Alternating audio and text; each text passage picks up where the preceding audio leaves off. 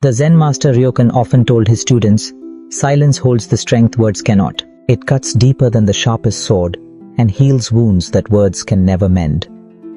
He warned them, "Our tongue, the tool we use most thoughtlessly, is more dangerous than we realize." Master Ryokan believed that in a world filled with endless chatter, silence could reveal the greatest truths.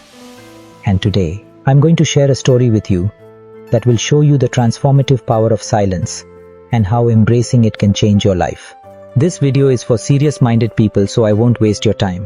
I added timestamp to divide the video into 3, the intro, the story, and the actual lesson. If you feel bored by the story, use the last timestamp to go straight to the main source in the video. But the story is the key to the lesson, so I promise you like every part of it. Once upon a time, in the far reaches of a mountainous kingdom, there lived a young prince named Kaito. He had everything, a kingdom at his feet, wealth beyond measure, and the admiration of all who knew him. But despite his abundance, his heart was restless, and his mind a storm of thoughts. No amount of conversation or distraction could calm the unease he felt. Words, as many as he spoke, only seemed to stir the storm. Desperate for peace, he sought out the wisdom of the renowned Zen Master Ryokan, who lived in the mountains, far from the noise of the world. When Kaito arrived, he asked the master, "I have wealth, power, and all the luxuries anyone could dream of, yet my mind is never at peace. Please, master, help me find silence within myself." Ryokan, looking at the troubled prince, simply smiled and said, "The answer you seek lies within. But first, you must learn the power of silence." The prince, puzzled by this, asked, "But how can silence be powerful? It offers no words, no solutions." The master responded, "Come, stay with me for the next 15 days. Speak no words. Embrace the silence and observe. By the end of this time, you will understand." Skeptical but willing to try anything, Prince Kaito agreed to the challenge. Prince Kaito stayed with Master Ryokan in his humble mountain abode. The first day was harder than Kaito had anticipated. His mind, accustomed to constant chatter, swirled with thoughts, questions, and frustrations. He was itching to speak, to ask the master more questions, to share his ideas, but the master's rule of silence held him back. As the hours passed, Kaito found himself growing more restless. He would sit by the edge of the stream outside the master's house, watching the water flow, listening to the wind rustling through the trees.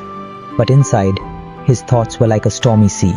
Each question that arose only led to more confusion. He wanted to scream, to break the silence, but he kept his promise to Master Ryokan. By the third day, something remarkable began to happen. As Kaito sat quietly, gazing at the vastness of the mountains, he noticed that his thoughts started to slow down. The initial urge to speak and fill the silence began to fade, replaced by an unfamiliar but welcome stillness. The storm in his mind had not disappeared, but its intensity had lessened, like waves calming after a violent wind. As the days passed, Kaito observed the world around him with a new clarity. He noticed the patterns of the birds in the sky, the way the leaves moved with the wind, and even the sound of his own breathing became an anchor to the present moment. He realized that in his life before, he had been so busy speaking, planning, and thinking that he had never truly listened, not to others, and certainly not to himself. By the 10th day, Kaito felt a profound change within him. The urge to speak, to explain, to prove himself to others was gone.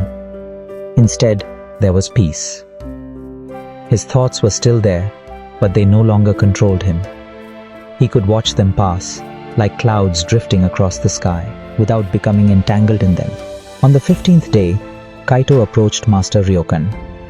His face, once marked by frustration, was now calm and composed.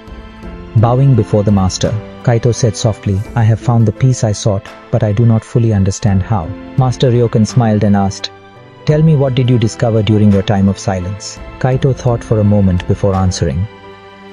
"I discovered that my words were a reflection of my restless mind.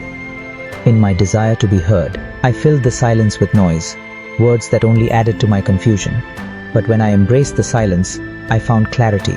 I realized that most of my thoughts were not worth speaking, and in the quiet, I could finally hear the truth within myself." Ryokan nodded. "That is the strength of silence. Words are powerful, yes, But silence allows you to hear what words often obscure. When you stop speaking, you can finally listen. You see, silence is not the absence of words. It is the presence of understanding. Kaito's eyes widened in realization. So silence is not just a practice, it's a way of being, a state of inner peace. Yes, Ryokan said. In silence, you connect with the deepest part of yourself. It's where you find wisdom, strength, and truth. Words can be powerful weapons, but silence is the shield that guards your inner world. The prince, now filled with newfound understanding, bowed deeply. Master, thank you. I now see that silence holds a strength beyond anything I could have imagined. Before Kaito left, Ryokan gave him one final piece of advice.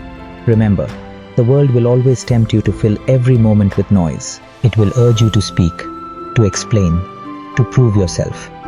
But true strength lies in restraint.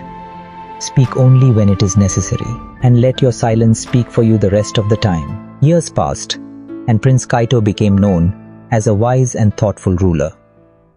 He was respected not for the number of words he spoke, but for the